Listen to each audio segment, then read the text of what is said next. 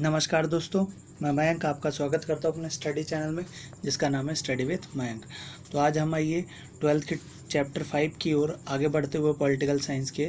आज हम पढ़ेंगे श्रीलंका में जातीय संघर्ष और लोकतंत्र की स्थापना हुई। किस प्रकार श्रीलंका में जातीय संघर्ष हुआ और उन जातीय संघर्ष होने के बाद श्रीलंका में लोकतंत्र की स्थापना हुई, आज हम इनके बारे में जानने का प्रयास करेंगे। और मैंने आपको अभी तक काफ़ी सारे टॉपिक्स पढ़ाए हैं जिनमें आपको आई थिंक मेरे हिसाब से समझ में भी आ रहा होगा। समझ में आ रहा हो तो प्लीज़ कमेंट करके बताइए कि मेरे वीडियोस में क्या कमी है, और उन कमियों को मैं दूर करने की कोशिश करूंगा और आपको अच्छे से अच्छा पैटर्न देने की कोशिश करूंगा। अगर आप चैनल पर नए हैं तो चैनल को सब्सक्राइब कर लीजिए और पूरी वीडियो को पूरी देखिएगा।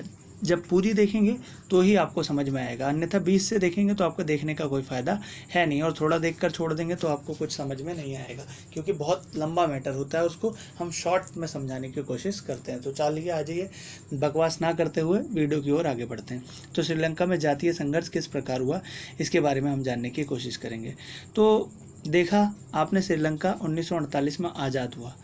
आज़ाद में श्रीलंका में लोकतंत्र कायम है, लेकिन श्रीलंका को एक कठिन चुनौती का सामना करना पड़ा। आज़ादी के बाद से श्रीलंका में लोकतंत्र कायम था, लेकिन उस लोकतंत्र को एक कठिन चुनौती का सामना करना पड़ता। यह चुनौती ना तो सेना थी और ना ही राजतंत्र थी।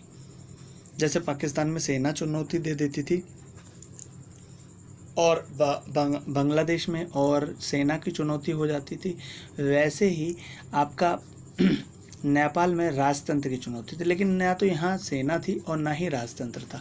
तो ये चुनौती थी क्या, इसके बारे में जानते हैं। श्रीलंका में जातीय संघर्ष का सामना करना पड़ा, जिसकी मांग में श्रीलंका एक क्षेत्र में अलग राष्ट्र बनाया गया। एक क्षेत्र को अलग राष्ट्र बनाया गया, मतलब श्रीलंका एक क्षेत्र को अलग राष्ट्र बनाया गया। तो कैसे, मैं आपको बताता हूँ। श्रीलंका में क्या था, दो जातियों के लोग रहते थे, दो भाषाई लोग रहते थे। तो वो भाषाई लोग में एक सिंहली थे और एक तमिल थे। ये दो भाषाई लोग थे, और इन्हीं दोनों के बीच क्या होता था, संघर्ष की जो डोरी थी वो इर्द गिर्द घूमती रहती थी।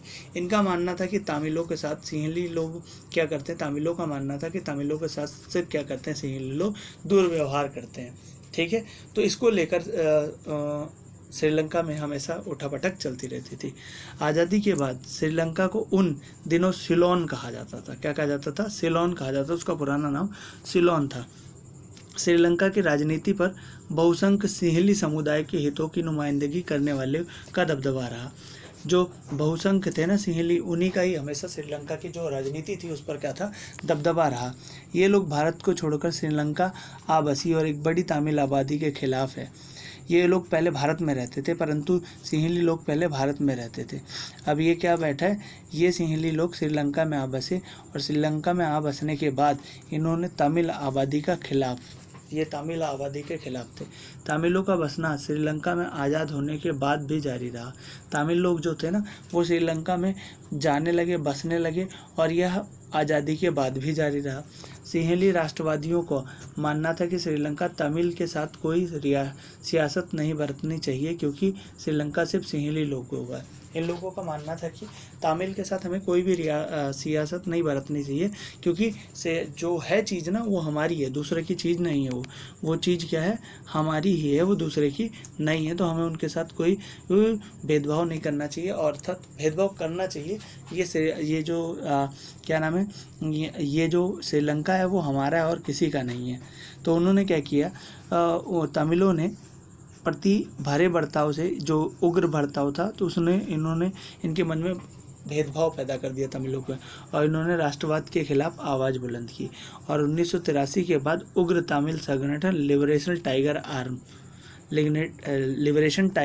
टाइगर आर्म्स ने आवाज़ बुलंद की। 1983 के बाद उग्र तमिलवादी संगठन लिबरेशन टाइगर्स ऑफ तमिल इलम लिट्टे श्रीलंका सेना से साथ सशस्त्र संघर्ष करने लगी। अर्थात जो तमिल की लिबरेशन आर्मी पार्टी थी, उसने लिट्टे नाम का आतंकवादी संगठन बना लिया, समझो।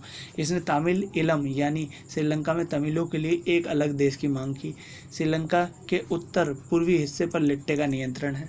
उत्तर पूर्वी हिस्सा जो है उस पर लिट्टे का नियंत्रण है। श्रीलंका की समस्या भारतीय वंशी लोगों से जुड़ी है। भारत में तमिल जनता का भारतीय सरकार पर भारी दबाव है, और वही श्रीलंकाई तमिलों के हितों की रक्षा करे। भारतीय सरकार ने समय समय पर तमिलों का सवाल पर श्रीलंका की सरकार से बातचीत की कोशिश की है। तमिल की सरकार पर श्रीलंका से बातचीत की कोशिश की है, लेकिन उसने डायरेक्ट सिरे से खारिज कर दिया कि हमें आपसे इस टॉपिक को लेकर कोई बातचीत नहीं करनी है। 1987 में क्या हुआ, भारतीय सरकार ने श्रीलंका में तमिल के मसलों में प्रत्यक्ष रूप से शामिल हुई, बिना बुलाए डायरेक्ट मेथड में शामिल हुई, और भारत सरकार ने श्रीलंका में एक समझौता किया कि श्रीलंका सरकार और तमिलों के बीच रिश्ते सामान्य करने के लिए भारतीय सेना को भेजा। आखिरकार भारतीय सेना ने लिट्टे के साथ संघर्ष में फंस गई और भारतीय सेना की उपस्थिति को श्रीलंका की जनता ने कुछ खास पसंद नहीं किया। श्रीलंकाई जनता ने समझा कि भारत श्रीलंका के अंदरूनी मामले में दखल अंदाजी कर रहा है। मतलब श्रीलंका की जनता को लगा कि भारत जो है हमारे बिना बुलाए हमारे मामले में दखल अंदाजी कर रहा है, और 1989 में भारत ने अपनी शांति सेना लक्ष्य हासिल किए बिना वापस लौट आई। ये बात हो रही है राजीव गांधी के समय। राजीव गांधी ने ही उस समय इनको भेजा ताकि यहाँ पर परिस्थितियों को बहाल किया जा सके, और जो ये लोग हैं इनको क्या किया जा सके, एकदम सुधारा जा सके, इनको बताया जा सके कि यहाँ पर चल क्या रहा है। और ये सब होता गया। आखिरकार श्रीलंका के इस संकट का हिंसक चित्र बरकरार रहा। बहरहाल अंतर्राष्ट्रीय मध्यस्थ के रूप में नॉर्वे और आइसलैंड जैसे स्कैंडिनेविया देश युद्धरत दोनों पक्ष में फिर भी आपस में बातचीत करने के लिए राजी कर रहे हैं। श्रीलंका भविष्य में इन वार्ताओं पर निर्भर है। संघर्ष की चपेट में होने के बाद भी श्रीलंका अच्छी आर्थिक वृद्धि और विकास के उच्चतर स्तर हासिल किया और जनसंख्या की वृद्धि दर में सफलतापूर्वक नियंत्रण करने वाला विकासशील देश में श्रीलंका प्रथम है। दक्षिण एशिया में देश में सबसे पहले श्रीलंका ने ही अपनी अर्थव्यवस्था का उदारीकरण किया था। याद जान लीजिएगा, श्रीलंका सबसे पहले ने अपना उदारीकरण किया और गृह युद्ध से गुजरने के बावजूद भी कई सालों में इस देश के प्रति व्यक्ति सकल घरेलू उत्पाद दक्षिण एशिया में सबसे ज़्यादा है। मतलब आय की बात करें ना, GDP प्रत्येक व्यक्ति की, तो श्रीलंका की सबसे ज़्यादा, और सबसे पहले श्रीलंका ने अपनी व्यवस्था को उदारीकरण किया। अंदरूनी संघर्ष के झंझनाहट से लेकर श्रीलंका लोकतांत्रिक व्यवस्था कायम रखी गई है।